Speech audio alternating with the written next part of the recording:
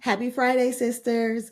Welcome back to Come Sis with Me, the podcast, a movement fueled by the heart of women with a desire to experience genuine community that uplifts, empowers, and strengthens one another on one common ground, sisterhood. I'm your host, Mia. And guys, I often talk about Come Sis with Me, the community, and its focus on creating space for women to strive together versus work harder apart, right? And over the last 2 weeks, the media, my work personally, and just day to day living has highlighted this need even greater. This was a really tough, let me just preface this now. If this is a tough episode for you to listen to, understand that it was just as tough of an episode for me to make. All right. All the way down to me missing the deadline of posting this. So yeah, just to preface like what is to come. But today we are going to talk about 3 things that I think are really important in this little series that I guess I created about sisterhood in action that focuses on commune, community, and communication. And the way that I kind of put these things together is because obviously commune is in the root of community and communication. And I guess I never put the 3 together, but when I broke them down, I was like, man, they are seamless. And they are seamless in the genre or in the theme of sisterhood too. So let me start by talking about the community portion, because that's what my original goal for Come Sis with Me was, or and still is that I would create a community for women to be women, right? You don't have to be anyone else or anything else, or think any one way when you're a part of this community, because you are valued and you're accepted just as you are. And the definition of community is literally a group of people with a common characteristic or interest living together within a larger society, which is exactly what sisterhood is. What sisterhood is. It's a group of women with a common characteristic of being born a certain way, right? And having certain things that interest us and keep us, just are just a general part of being a woman, right? And we're living together in this larger society that is also occupied by men, right? And how we live in this community is important.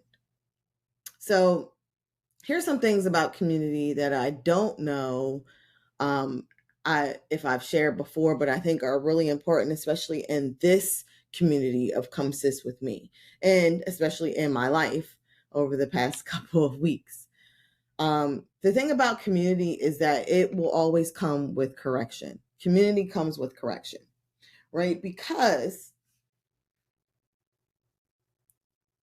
it's necessary for us as women, but also just human beings, to be asked why. I don't know about y'all, but when someone asks me why, especially on a topic that I know I'm right about, I'm always like low key offended. Like, what do you mean why? Right? But the why prompts me to ask myself a lot of times, or even question them, right? Why do you ask me why?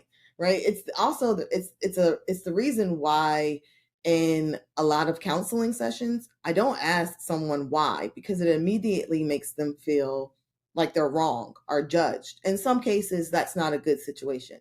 But in other cases, the question why absolutely prompts you to say, what's happening in me that I am saying this? Or it should prompt at least someone to question, hey, what's going on with you? Right? What, why are you thinking like this? Why are you Googling random things or questioning certain aspects of this characteristic of yourself or this relationship or X, Y, and Z. I mean, you name it. The question why absolutely causes some flags to go up. I know I'm not the only one in that situation, but community comes with that sort of correction. It should, at least, right? So not judgment, but absolutely some accountability so that correction can be applied in a loving and caring and kind way. Community also should leave very little room for isolation, right? So I pray that when people come sis with me, that you know that even weeks or months or years from now, even if we had very little connection in that in between time, that you should never feel alone in the situations that you're in, whether it be, oh God, why do I feel like crying? I don't know. All right. the It should leave little room for isolation, whether you're in the middle of a crisis with your health or in the middle of a crisis with your relationships, with work. It could be something really small, like your car not starting up that morning, right? But it should leave in a healthy community. It should leave little room for you to feel like you're completely alone in this. Also, community should leave little room for misrepresentation of healthiness. And what I mean by that is, Come Sis with me is absolutely focused on creating a healthy space of inclusion, representation, and value, which all of that promotes health. It promotes women who aren't comfortable with saying, oh, I would rather just not be friends with any women because they don't understand me and they're hard to get along with. It absolutely should create a space where women recognize that being alone is not safe or secure, right? Despite what society and trauma and previous experiences have taught us. And it, that healthiness should also promote the ability for someone to say something is wrong with me. Something is happening that I don't recognize and that I don't like. And I know that I have people who will understand and give me space to work this out or process what's going on. Yeah. That's probably why I wanted to cry.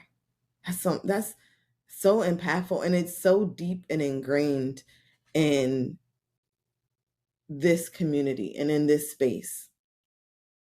So let me talk about what the root of all of it, the commune part, because commune actually has like a noun and a verb. I'm going to specifically focus on the verb part of this. Y'all know I'm a nerd, so I Google and define everything, but there are definitely more than one. There's multiple definitions for commune. I'm using the verb part of this word. So the definition for the verb commune is to communicate intimately with, or to be in a state of heightened intimate receptivity. Receptivity just means a willingness to consider or accept new suggestions and ideas. And so if you're intimate with someone, if you're in an intimate space with them, they should not be caught off guard by your negative reactions to their responses, unless you have let it continue for some time without addressing. And what that means is, if you are communing like you should be with a community of people who are there to create a healthy, safe environment with you, then things that are different um, are just opposite of how you feel and how you think. You shouldn't have a negative response to that. However, if you do, and the person who is giving you the advice or some sort of suggestion and idea um is caught off guard, like they're like, whoa, I didn't even know you felt like that, that technically is on you, because you should have addressed how that person made you feel or how that comment made you feel way before it ever got to this place of offense. I feel like I missed a step in there. So let me back up a little bit. I was speaking to someone about their close friendship that they have with another woman, and her response to her friend's advice that she was giving. And the friend was completely like caught off guard. Like, what? I didn't even know that something like that would offend you, that me saying that would cause such a big, X, Y, and Z. So I asked her, like, why did the friend have that response to you? Like, why weren't they just accepting that that was what they said was not something that you were willing to accept, or X, Y, and Z? And she said, because I've never told her before. Like, I've just let her say things like that to me in the past, and it's never been an issue. I mean, so red flag went up, and I'm like, girl, that's on you, right? Communing in a community gives space for you to grow and to mature. But if you aren't willing to consider, accept the things that your sister or your friend is expressing to you, or correct them when what they're saying feels a little judging, right? The space that you use to commune in should absolutely be one of maturity. And what a mature sister looks like, right, is, man, I didn't like what you said, probably because one, it has some truth to it, but two, it just wasn't as kind and representative of who you are to me. And you should be strong enough, you should be confident enough to say that, to feel that, right? And to express that with your sister.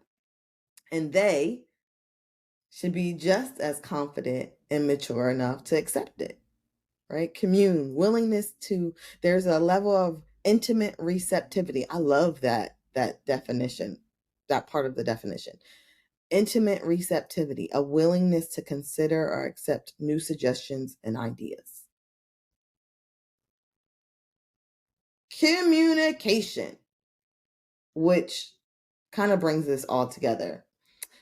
I Googled what is the best definition of communication, and what came up was perfect. Communication applies to the exchange of ideas and thoughts within two or more individuals. It can be done through writing, speech, gesture, symbols, I love emojis, or written communication.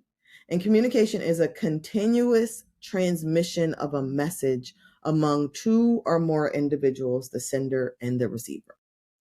Y'all, I told you I went on vacation last week. We went to Miami, had a ball. I actually didn't know that I was going to like Miami as much as I did, but I did. Shout out to Shantae and Shalonda. You were right.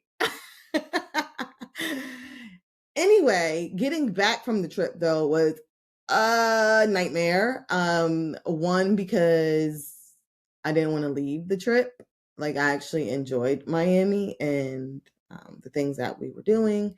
And two, the freaking flights were delayed like forever. My original flight was at 5:15. We didn't wind up leaving until 9. But in between 5:15 and 9, I kept getting text messages from American, which, shout out to American Airlines, because they're actually really good at giving me like updates on if a flight is delayed. However, the people who actually work for the airline, who are sitting right in front of us, are not. So the reason why I'm giving you this example in communication is because in those moments, like, I'm standing up with my phone and I'm literally telling all of the people around us, hey, just got a text message that our flight is delayed until 6:15, and then it was 6:50, and then it went to, what was the next time? 8:50. Then it went to 9:50, and then it said 11:50. And y'all, I tell y'all, when I at that point I was like, let me go get in this line and talk to this lady. And I guess that's when everybody else went with me too.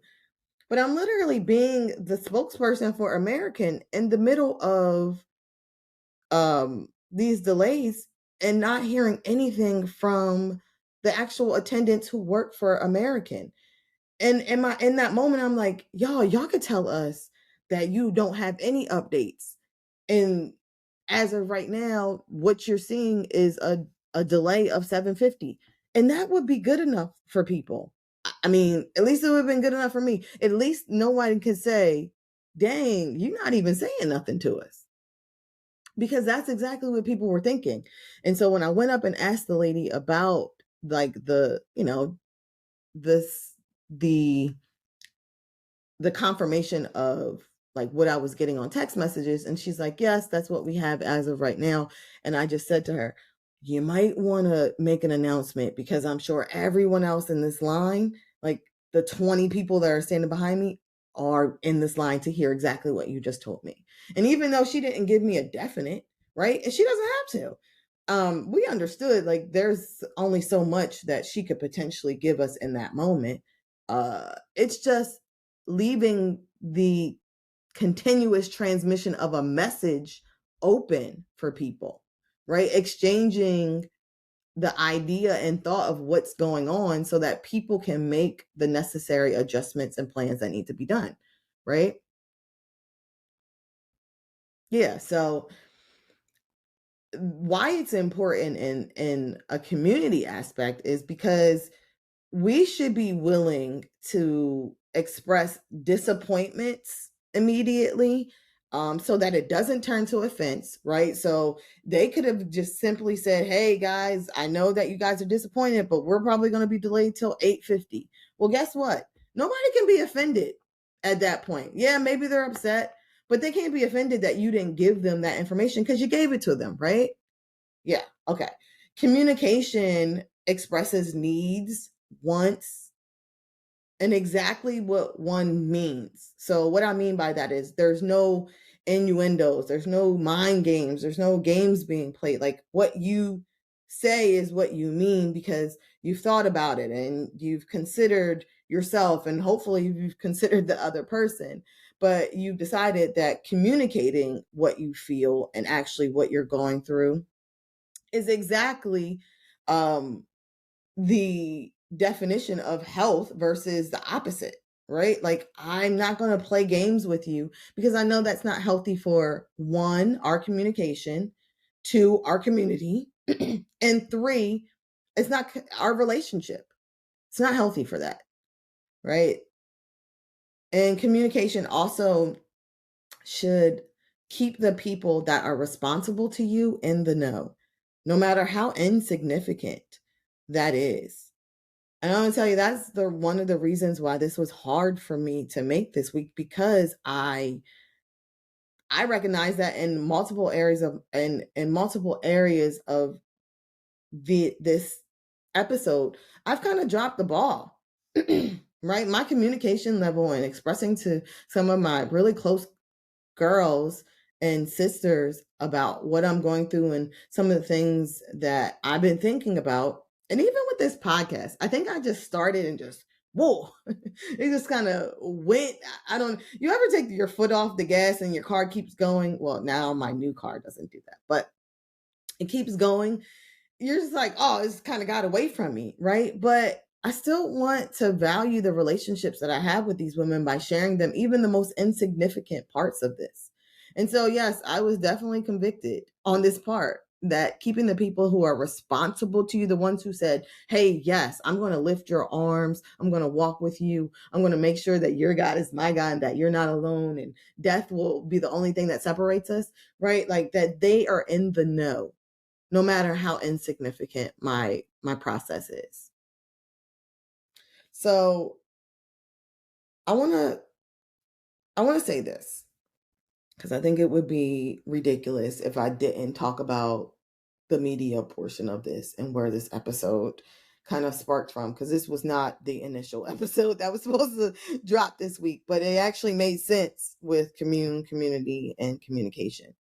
This story of Carly, guys, first, let me just say, I will never complain or fight for my quote unquote money back, time, effort, prayers, thoughts, or more for honoring my heart for my sister who has been or was reported missing or trafficked.